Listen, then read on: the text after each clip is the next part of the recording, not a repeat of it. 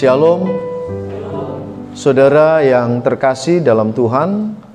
Kita sudah memasuki pelajaran tentang zaman hukum Taurat. Kita sudah belajar zaman kesucian, kita sudah belajar zaman keinsyafan, kita sudah belajar tentang zaman pemerintahan manusia, dan minggu lalu kita belajar tentang zaman perjanjian. Hari ini kita masuk di dalam zaman hukum Taurat. Sebuah pertanyaan yang harus kita jawab hari ini.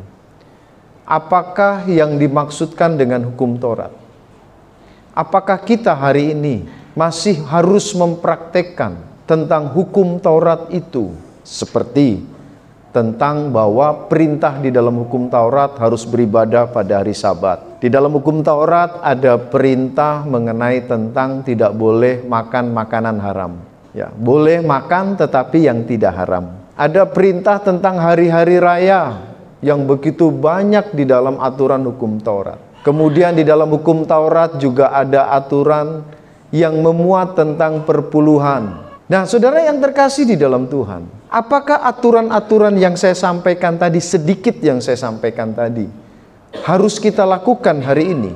Nah, saudara yang terkasih di dalam Tuhan, dengan belajar mengenai tentang zaman hukum Taurat akan membuat kita mampu menjawab pertanyaan-pertanyaan tersebut. Saudara yang terkasih di dalam Tuhan, sebelum saya menjelaskan tentang lebih dalam mengenai tentang hukum Taurat, mari kita lihat dulu kembali sedikit mereview tentang zaman-zaman yang ada di dalam hukum Taurat. Kita memahami bahwa dalam Alkitab terdapat 7 zaman. Yang pertama adalah zaman kesucian. Setelah zaman kesucian, maka masuk zaman keinsyafan atau hati nurani. Setelah keinsyafan selesai, masuk di dalam zaman atau dispensasi pemerintahan manusia. Pemerintahan manusia. Setelah pemerintahan manusia selesai, maka masuklah zaman namanya zaman perjanjian. Perjanjian. Nah, di zaman yang kelima di dalam Alkitab adalah zaman hukum Taurat. Kesucian, keinsyafan, pemerintahan manusia, perjanjian, dan hukum Taurat. Kesucian adalah masa pada waktu manusia belum jatuh ke dalam dosa, di mana tokohnya adalah Adam. Manusia diperintahkan untuk menjaga Taman Eden. Manusia diperintahkan untuk makan semua buah-buahan di dalam Taman Eden, tetapi jangan memakan buah dari pohon pengetahuan baik dan jahat. Kalau kamu makan, kamu akan mati. Kemudian manusia diperintahkan untuk beranak cucu dan berkembang biaklah dan penuhilah bumi. Ya, kemudian manusia diperintahkan untuk merawat dan menjaga Taman Eden. Tetapi pada akhirnya Adam melanggar, tidak taat kepada Tuhan, dan mereka pada akhirnya memakan buah dari pohon pengetahuan baik dan jahat. Sehingga mereka diusir, mereka mengalami dosa, dan mereka terputus hubungan manusia dengan Allah. Mereka diusir dari Taman Eden, maka berakhirlah zaman kesucian. Manusia sudah jatuh ke dalam dosa. Di dalam Kejadian pasal 3 ayat 22, Alkitab mengatakan bahwa setelah manusia jatuh dalam dosa, mereka menjadi sama seperti Tuhan, tahu tentang yang baik dan jahat. Manusia dimulai dari Adam juga, karena di sini dimulai dari Adam. Adam sebagai tokohnya, dan perintah aturan yang Tuhan berikan di dalam dispensasi atau zaman keinsyafan adalah hati nurani manusia. Jadi untuk menentukan suatu perbuatan benar dan salah, maka yang mengaturnya adalah hati nurani manusia. Kalau hati nurani mengatakan jangan, maka jangan. Kalau hati nurani mengatakan lakukan, maka lakukan. Saudara, di dalam dispensasi atau zaman keinsyafan ini, pada akhirnya Kejadian pasal 3 manusia jatuh ke dalam dosa. Pasal 4, ya, pasal 4 adalah peristiwa di mana Kain membunuh Habel, sebuah kejahatan yang begitu luar biasa. Saya pernah mengkhotbahkannya. Bayangkan Kain membunuh 1/4 atau 25% jumlah manusia, populasi manusia. Karena manusia cuma 4 orang. Bunuh 1, 25% populasi manusia. Kemudian setelah itu Kejadian pasal 5 diceritakan tentang Toledot atau tentang silsilah kehidupan, silsilah manusia. Pasal 6, dalam Kejadian pasal 6 ayat 1, dikatakan manusia bertambah banyak jumlahnya, sangat banyak. Tetapi apa yang terjadi di dalam bahasa keinsyafan ini? Hati nurani manusia sangat jahat sekali. Keinginan hati dan pikiran tindakan mereka hanya keinginan untuk berbuat jahat semata-mata. Dan pada akhirnya Tuhan harus mengatur ulang cara kehidupan manusia. Dan akhirnya Tuhan menghukum mereka dengan air bah. Hanya 8 orang yang tersisa di bumi. Hanya 8 orang yang tersisa di bumi. Karena hanya 8 orang yang ada di dalam bahtera. Hanya Nuh, istrinya, ketiga anaknya, dan ketiga anak mantunya.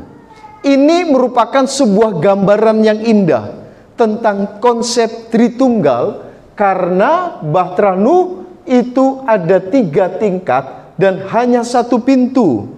Ini menggambarkan tentang Yesus Kristus. Hanya ada 1 pintu yang dapat menyelamatkan umat manusia. Hanya ada 1 jalan yang dapat menyelamatkan kita dari hukuman neraka. Hanya Yesus Kristus. Dan kemudian manusia semua yang di luar bahtera meninggal, mati semuanya. Maka masuklah di dalam pemerintahan manusia, di mana manusia hanya diawali oleh 8 orang. Saudara, di dalam dispensasi atau zaman pemerintahan manusia ini mulai terjadi di dalam Kejadian pasal 9. Tuhan memerintahkan kepada manusia di dalam zaman pemerintahan manusia adalah manusia diperintahkan untuk bertambah banyak, beranak cucu, bertambah banyak, dan penuhi bumi. Itu peraturan yang pertama. Yang kedua, manusia diberikan perintah peraturan untuk memakan semua buah-buahan. Semua sayur-sayuran boleh dimakan. Bahkan ada perubahan ekstrim dalam tentang makanan. Yang tadinya di dalam 2 zaman ini tidak ada perintah makan daging. Tetapi di dalam zaman pemerintahan manusia, Allah memberitahukan kepada Nuh bahwa di dalam zaman pemerintahan manusia, Kejadian pasal 9 ayat 2, 3, dan 4, manusia diperintahkan boleh memakan semua binatang, boleh makan semua daging, boleh makan semua binatang, tapi mereka tidak boleh makan darahnya. Boleh makan semua daging, tapi tidak boleh makan darahnya. Peraturan selanjutnya adalah bahwa manusia kalau membunuh, maka hukumannya adalah hukuman mati. Saudara yang terkasih, tetapi pada akhirnya manusia pun gagal. Mereka tidak mau pergi berserak ke seluruh bumi, dan kemudian manusia kumpul di dalam sebuah tanah datar namanya tanah Sinear, kemudian membuat sebuah tembok di tanah itu supaya mereka tidak tersebar, dan mereka menyembah kepada berhala, dan mereka sombong, tidak peduli dengan Tuhan, dan mereka berkumpul di satu kota. Tuhan bilang berserak, mereka tidak mau berserak. Maka Tuhan menghukum mereka. Tuhan turun ke bumi, mengacaukan bahasa mereka, dan pada akhirnya mereka terserak ke seluruh bumi. Saudara yang terkasih di dalam Tuhan, kemudian masuklah di dalam zaman perjanjian. Di dalam zaman perjanjian, semua manusia sudah terserak ke seluruh bumi. Semua manusia sudah terserak ke seluruh bumi. Setelah manusia jatuh ke dalam dosa, Tuhan memberikan janji. Karena sejak manusia jatuh ke dalam dosa, semua manusia keturunan Adam terancam masuk ke dalam neraka. Tidak ada satu manusia pun yang tidak terancam untuk masuk ke neraka karena dosa yang telah muncul di dalam kehidupan manusia yang dibuat oleh Adam dan Hawa. Setelah manusia jatuh dalam dosa terancam masuk ke neraka, Tuhan berjanji akan dalam Kejadian 3 ayat 15. Sekali lagi, saya mengulang-ulang bagian ini karena ini adalah bagian terpenting dalam Alkitab. Ini Kejadian 3 ayat 15 adalah pondasi di dalam Alkitab. Jangan pernah mengaku menjadi orang Kristen kalau saudara dan saya menentang atau melanggar dari Kejadian 3 ayat 15. Sekali lagi, apa Kejadian 3 ayat 15? Kejadian 3 ayat 15 adalah bahwa Allah berjanji akan memberikan Yesus melalui garis keturunan manusia, melalui garis keturunan Hawa, bahwa dia akan datang menjadi manusia, akan meremukkan kepala ular, akan mengalahkan dosa di dalam kematiannya sebagai manusia. Saudara yang terkasih di dalam Tuhan, ingat bahwa Kejadian 3 ayat 15, Allah mengutus Yesus dalam wujud manusia melalui garis keturunan manusia. Perhatikan, setelah manusia tersebar ke seluruh bumi, sekali lagi, setelah manusia tersebar ke seluruh bumi, maka Allah memandang perlu memilih satu orang. Sekali lagi, Allah memilih satu orang untuk dijadikan sebagai bapa leluhur. Yesus di dalam keturunannya sebagai manusia. Dipilihlah Abraham untuk menjadi bapa leluhur bagi Yesus. Pada waktu Abraham dipilih untuk menjadi bapa leluhur bagi Yesus, maka Abraham disertai dengan 7 janji yang saya sudah jelaskan minggu lalu.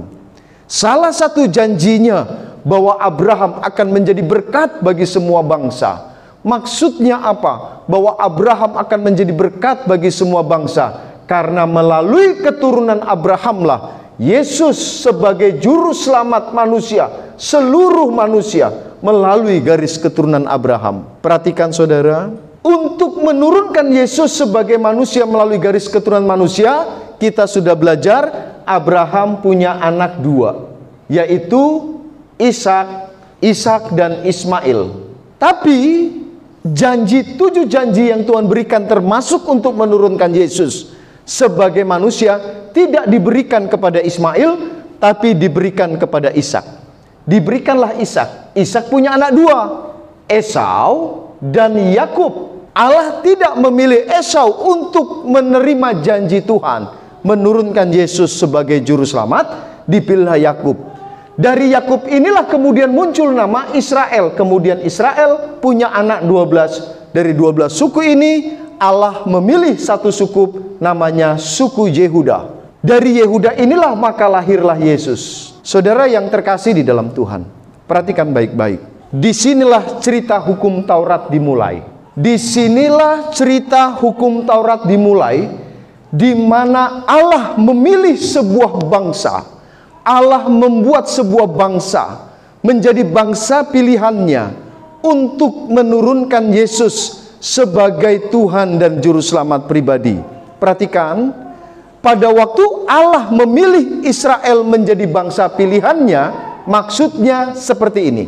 Perhatikan saudara, perhatikan baik-baik. Jadi dari sini kita bisa melihat bahwa Kejadian 3 ayat 15 digenapi oleh Abraham, Ishak dan Yakub. Dan kemudian pada akhirnya melalui keturunan Yakublah Allah memilih atau membuat sebuah bangsa menjadi alat pilihannya, menjadi bangsa pilihannya. Banyak orang berbicara tentang Israel bangsa pilihan, Israel bangsa pilihan, Israel bangsa pilihan, tetapi tidak pernah menjelaskan apa yang dimaksudkan tujuannya Allah memilih bangsa Israel menjadi bangsa pilihan. Perhatikan, yang dimaksudkan Allah memilih Israel menjadi bangsa pilihan. Perhatikan, ini Allah, berkat Allah turun dulu kepada bangsa Israel. Jadi Allah memberkati bangsa Israel. Tujuannya apa? Agar Israel menjadi berkat bagi bangsa-bangsa lain, menjadi berkat bagi bangsa-bangsa. Oke. Jadi sebenarnya yang dimaksudkan dengan bangsa pilihan, bahwa Israel Allah yang bentuk, Allah yang pilih dengan satu tujuan, agar kiranya Allah bisa dikenal oleh bangsa-bangsa lain melalui cara hidup, melalui pemberitaan orang Israel, sehingga Allah begitu memberkati orang Israel. Saudara, lihat tanda bukti bahwa Allah memilih Israel untuk menjadi berkat bagi bangsa-bangsa. Yesus diturunkan melalui bangsa Israel. Berkat yang begitu besar Allah memberikannya kepada bangsa Israel. Perhatikan, Terbentuknya bangsa Israel melalui proses yang panjang. Allah memilih Abraham dengan janjinya. Pada waktu Allah memilih Abraham, belum ada bangsa Israel. Itu baru namanya bangsa Ibrani. Sekali lagi, bangsa Ibrani dimulai pada waktu Allah memilih Abraham. Belum ada orang Israel. Kemudian bangsa Ibrani ini bertambah banyak melalui garis keturunan Abraham, yaitu Ishak. Ishak diteruskan kepada Yakub. Nanti di Yakublah ada satu suku yang dinamakan suku Israel, karena nama Yakub diubah menjadi Israel. Nah, perhatikan proses selanjutnya. Pada waktu bangsa Israel akan menjadi sebuah negara, sebuah bangsa yang besar, Allah melakukan suatu proses yang panjang di mana orang Israel 400 tahun diperbudak di Mesir. Perhatikan, setelah 400 tahun di Mesir, perhatikan baik-baik. Mari kita lihat Kejadian pasal 50 ayat 26. Kejadian 50 ayat 26 berkata, kemudian matilah Yusuf, berumur 110 tahun, mayatnya dirempah-rempahi dan ditaruh dalam peti mati di Mesir. Kitab Kejadian, sekali lagi, Kitab Kejadian ditutup dengan matinya Yusuf. Sebagai pemimpin di Mesir, Yusuf adalah orang Israel, bangsa Yahudi. Oke, kemudian ketika kita membaca kitab Keluaran, sekali lagi, kita membaca kitab Keluaran, Keluaran 1 ayat 8. Perhatikan, kitab Keluaran dibuka dengan, kemudian bangkitlah seorang raja baru memerintah tanah Mesir yang tidak mengenal Yusuf. Kejadian ditutup dengan kematian Yusuf. Kitab Keluaran dibuka dengan bangkitlah seorang raja di Mesir yang tidak mengenal Yusuf. Karena tidak mengenal Yusuf dan bangsa Israel semakin hari semakin bertambah banyak, raja di Mesir mengalami ketakutan karena bangsa ini bertumbuh dan berkembang menjadi bangsa yang sangat besar. Rakyatnya sangat banyak. Kemudian bangsa Israel, pertumbuhan populasinya di Mesir lebih besar daripada orang Mesir.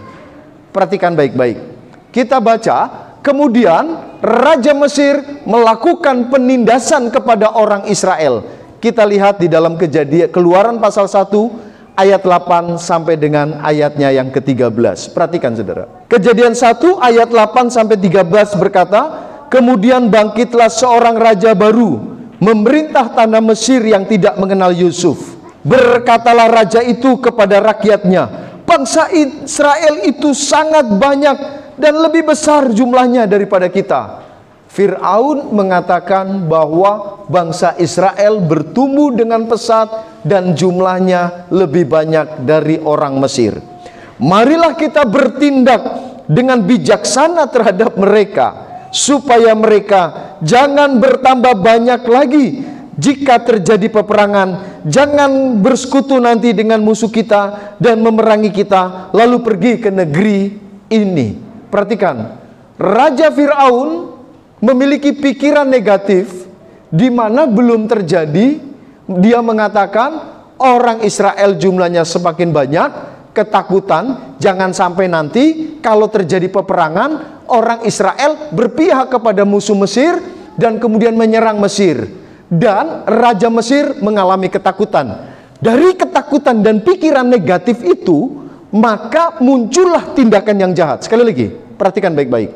Kalau kita belajar dari Firaun, dari ketakutan, pertama adalah pikiran negatif. Dari pikiran negatif, muncullah ketakutan di dalam hatinya, memiliki rencana yang jahat, dan akhirnya bertindak tindakan yang jahat. Saudara lihat, pikiran negatif akan membuat pada akhirnya sebuah kesimpulan bertindak dengan tindakan yang jahat. Hati-hati dengan pikiran negatif yang belum terbukti, kita sudah mengambil kesimpulan negatif. Selanjutnya, ayat 11. Sebab itu pengawas-pengawas Rodi ditempatkan atas mereka untuk menindas mereka dengan kerja paksa mereka harus mendirikan bagi Fir'aun kota-kota perbekalan, yaitu Pitom dan Ramses.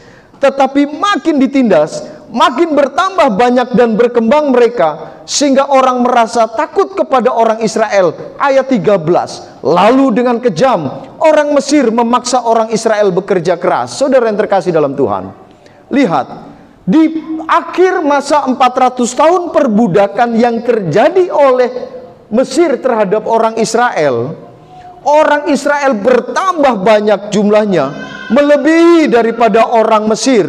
Raja Fir'aun ketakutan dan kemudian menyiksa dengan kerja paksa kepada orang-orang Israel. Bahkan tindakan Fir'aun yang sangat jahat adalah memerintahkan untuk membunuh anak laki-laki yang baru lahir dari perempuan Israel. Saudara yang terkasih di dalam Tuhan, ya, pada akhirnya kalau kita membaca di dalam Keluaran pasal 2 ayat 23, kita lihat pasal 2, Keluaran pasal 2 ayat 23. Lama sesudah itu matilah Raja Mesir, tetapi orang Israel masih mengeluh karena perbudakan, dan mereka berseru-seru sehingga teriak mereka minta tolong karena perbudakan itu sampai kepada Allah. Orang Israel mengalami perbudakan yang begitu luar biasa. Mereka mengalami siksaan yang begitu luar biasa. Perhatikan apa yang dilakukan oleh orang Israel ketika dia mengalami penderitaan. Mereka berteriak-teriak kepada Allah. Mereka berseru kepada Allah. Mereka meminta pertolongan kepada Allah. Apa sikap Allah kepada orang Israel yang tertindas itu, saudara? Perhatikan ayat yang ke-24 dan 25 di dalam Keluaran pasal 2. Allah mendengar mereka mengerang. Lalu ia mengingat kepada perjanjiannya dengan Abraham, Ishak dan Yakub, yang tadi 7 janji tadi. Salah satu janji yang luar biasa adalah bahwa Abraham, Ishak, Yakub dan keturunannya akan diberikan sebuah tanah, sebuah daerah yang sangat kaya, yang penuh dengan susu dan madu. Perhatikan, saya garis bawahi salah satu janji yang Tuhan berikan kepada Israel, bahwa Israel akan diberikan. Perhatikan baik-baik. Kalau saudara belajar tentang hal ini, saudara akan mengerti kenapa konflik Israel dan Palestina sampai sekarang terjadi. Oke, perhatikan baik-baik. Janji Allah kepada Israel salah satunya bahwa Allah akan memberikan sebuah tanah, sebuah daerah yang penuh dengan susu dan madu. Artinya sebuah daerah yang sangat kaya, yang biasa kita sebut dengan nama Tanah Palestina. Tanah Palestina adalah sebuah tanah yang dijanjikan Allah kepada Israel untuk menjadi milik pusaka mereka. Dan Allah ketika bangsa Israel dijajah selama 400 tahun, berteriak-teriaklah orang Israel kepada Allah meminta pertolongan. Allah mengingat kepada perjanjiannya kepada Abraham, Ishak dan Yakub tentang bahwa Allah akan memberikan tanah yang penuh dengan susu dan madu. Allah memilih seorang yang bernama Musa. Perhatikan saudara, Allah memilih Musa untuk membebaskan bangsa Israel dari tanah Mesir, untuk keluar dari tanah Mesir menuju kepada tanah Kanaan atau tanah Palestina. Sekali lagi, pada waktu bangsa Israel berteriak-teriak minta tolong. Perhatikan, di sini kita akan melihat apa fungsi daripada hukum Taurat. Perhatikan baik-baik. Saya mau saudara semua paham. Apa tujuan utama Tuhan memberikan hukum Taurat? Banyak orang keblinger di sini. Perhatikan. Pada waktu Allah memerintahkan, Allah mau bawa bangsa Israel keluar dari Mesir untuk menuju ke tanah Kanaan yang pernah didiami oleh Abraham dan Ishak dan juga Yakub, dikembalikan ke tanah Palestina. Allah memilih Musa. Sekali lagi, Allah memilih Musa untuk memimpin bangsa Israel keluar dari tanah Mesir melalui proses yang sungguh luar biasa. Pada waktu Musa menghadap, perhatikan, pada waktu Musa menghadap Fir'aun untuk supaya Musa diizinkan membawa bangsa Israel keluar dari tanah Mesir untuk kembali ke tanah perjanjian, dan mereka bisa beribadah kepada Allah mereka yang biasa disebut di dalam perjanjian lama Adonai. atau biasa disebut dengan nama Jehovah dan sebagainya. Orang Israel tidak bisa menyebut nama Tuhan dengan sembarangan. Oke, pada waktu Musa menghadap, 10 kali Tuhan mengeraskan, sekali lagi 10 kali Tuhan mengeraskan Fir'aun untuk melarang bangsa Israel keluar, dan pada akhirnya hati Fir'aun menjadi takut ketika Tuhan memberikan tulah yang ke-10, di mana semua anak sulung dari bangsa Mesir dibunuh oleh Tuhan.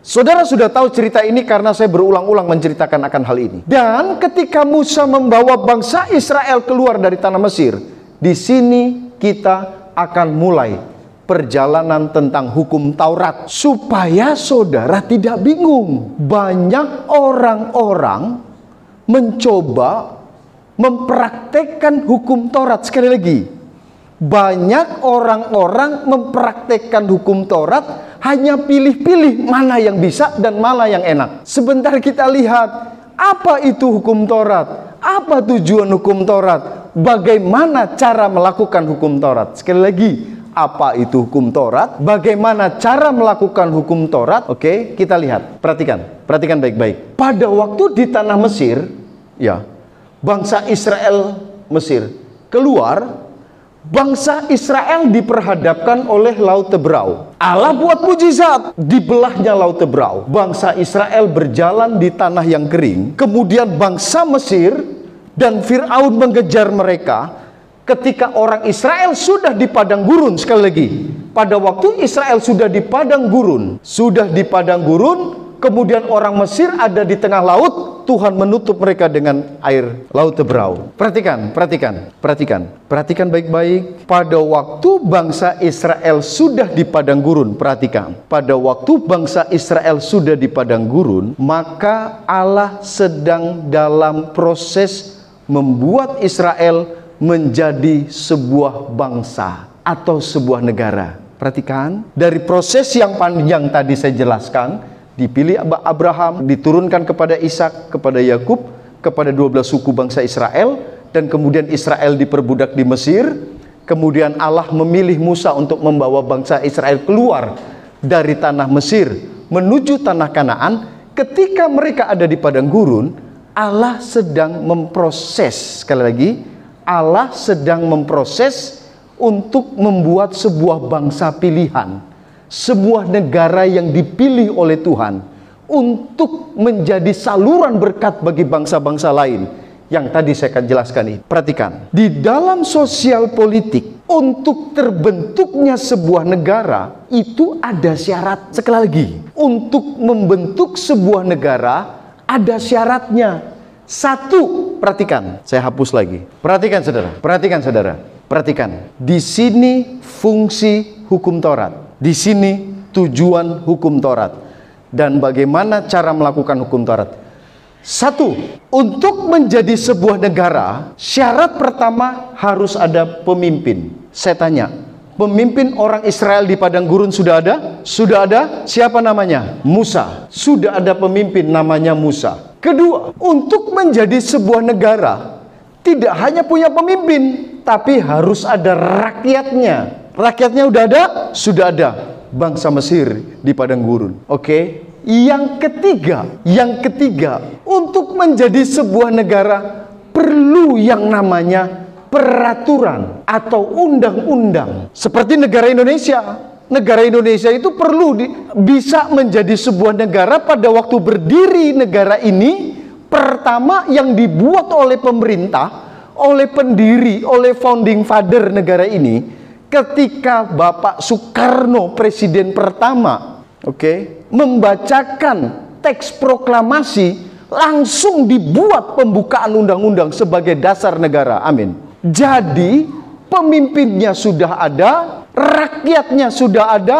Perhatikan, untuk membuat sebuah bangsa Israel, pemimpinnya sudah ada namanya Musa, rakyatnya sudah ada.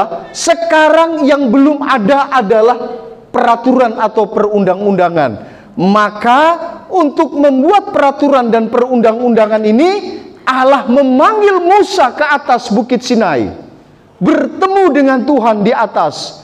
Allah bercakap-cakap dengan Musa, dan pada akhirnya sebagai dasar dari peraturan dan perundang-undangan bangsa Israel, Allah memberikan yang dinamakan 10 perintah Allah atau 10 hukum. 10 hukum adalah sebagai dasar dari undang-undang yang ada di dalam hukum Taurat. Sama dengan Indonesia.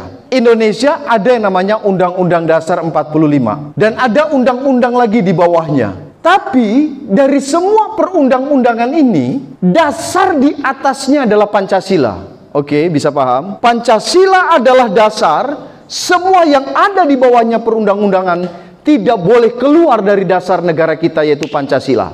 Sama dengan bangsa Israel, 10 perintah Allah adalah dasar daripada hukum undang-undang, hukum Taurat, di mana kita tahu di dalam hukum Taurat ada 613 peraturan. Minggu depan kita akan lihat satu persatu 613 peraturan ini. Ada 613 peraturan perundang-undangan dalam hukum Taurat. Jadi lihat, sebenarnya tujuan utama Tuhan memberikan peraturan hukum Taurat kepada bangsa Israel adalah undang-undang yang mengatur cara hidup orang Israel sebagai sebuah bangsa dan negara. Hukum Taurat adalah dasar peraturan dan perundang-undangan cara hidup bangsa Israel. Ayo kita lihat di dalam Imamat. Imamat 27 ayat 34 berkata begini. Itulah perintah-perintah. Sekali lagi, itulah perintah-perintah yang diperintahkan Tuhan kepada Musa di Gunung Sinai untuk disampaikan kepada orang Israel. Perhatikan saudara, Alkitab dengan jelas. Perhatikan, kalau saudara membaca Alkitab, 5 kitab pertama dari Kejadian sampai Ulangan biasa disebut dengan nama kitab Taurat. Nah, setelah selesai, kemudian firman Tuhan berkata, itulah perintah-perintah. Apa yang dimaksudkan dengan perintah-perintah hukum Taurat?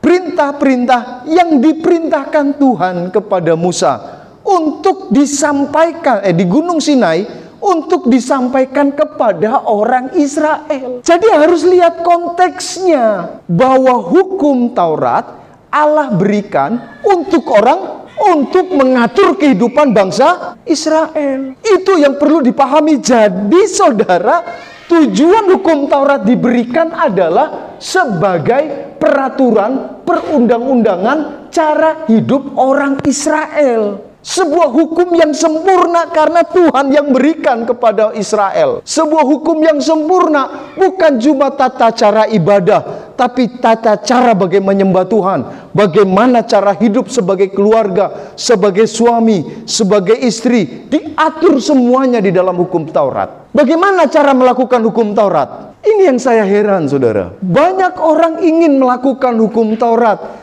tapi pilih-pilih. Yang bisa dilakukan, dipilih dijadikan dasar peraturan gerejanya. Yang enak dipilih menjadi dasar peraturan. Padahal sangat jelas. Kita lihat cara melakukan hukum Taurat dalam Yakobus pasal 2 ayat 10. Kita baca bersama-sama. 1, 2, 3. Sebab barang siapa menuruti seluruh hukum itu, tetapi mengabaikan satu bagian daripadanya, ia bersalah terhadap.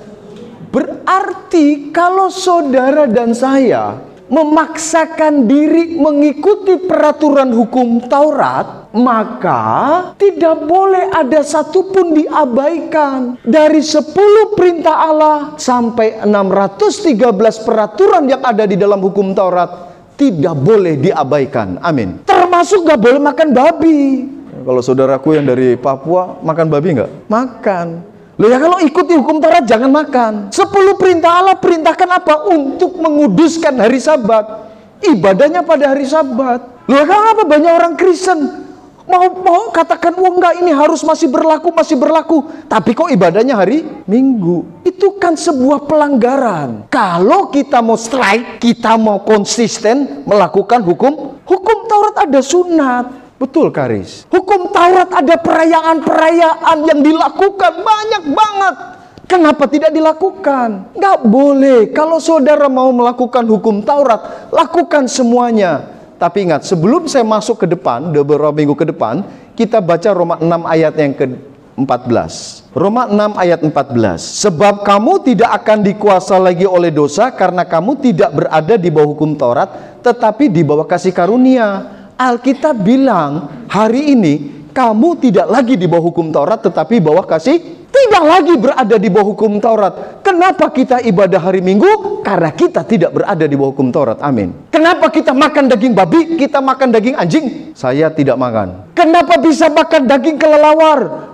Kenapa bisa makan daging belut? Kenapa bisa makan tikus? Karena kita tidak berada di bawah hukum Taurat hari ini. Maka itu ikuti terus pembelajaran ini agar kita tahu mana bagian hukum Taurat, mana bagian kita hari ini. Amin. Banyak orang tidak memahami dan kemudian mencampur aduk antara hukum Taurat dengan kasih karunia. Saudara yang terkasih di dalam Tuhan, sebentar kita akan lihat. Jadi untuk menjadi sebuah bangsa, pertama harus ada pemimpin, harus ada rakyat, harus ada undang-undang. Bangsa Israel ketika ada di tanah Mesir, ketika ada di padang gurun, akan menuju menjadi sebuah negara, maka peraturan atau undang-undang atau syarat menjadi sebuah negara harus terpenuhi. Yang keempat harus ada daerah teritorial. Sudah ada daerah teritorialnya? Belum, sedang menuju ke tanah Kanaan. Amin. Dan yang kelima, menjadi sebuah negara harus ada pengakuan dari negara-negara lain. Saudara, jadi lihat, sebentar akan terus berkembang pelajaran ini. Sampai di sini pelajaran kita mengenai tentang penghantar dari zaman hukum Taurat. Sampai di sini kita memahami bahwa hukum Taurat Allah berikan karena Allah sedang membentuk sebuah bangsa, sebuah negara yang akan dipakai oleh Tuhan untuk menjadi berkat bagi bangsa-bangsa lain. Maka untuk menjadi sebuah bangsa, untuk menjadi sebuah negara, Allah harus memilih seorang pemimpin, maka dipilihlah Musa. Allah harus memilih rakyatnya, yaitu bangsa Israel. Dan Allah harus mengatur cara kehidupan para pemimpin dan rakyatnya. Maka diberikanlah aturan bagi bangsa Israel, yaitu hukum Taurat. Cara melakukan hukum Taurat adalah harus dilakukan semuanya, tidak boleh tebang pilih. Ikuti terus materinya, saudara yang terkasih, agar kita paham, agar kita tidak terkecoh mana peraturan yang berlaku pada hukum Taurat dan mana peraturan yang berlaku kepada kasih karunia, agar kita tidak melakukan peraturan yang tidak berlaku lagi dan kita masih paksakan hari ini untuk dilakukan. Maka semua peraturan yang tidak lagi berlaku atas kita dan berani kita melakukannya, semua itu tidak dihitung oleh Tuhan dalam kehidupan kita.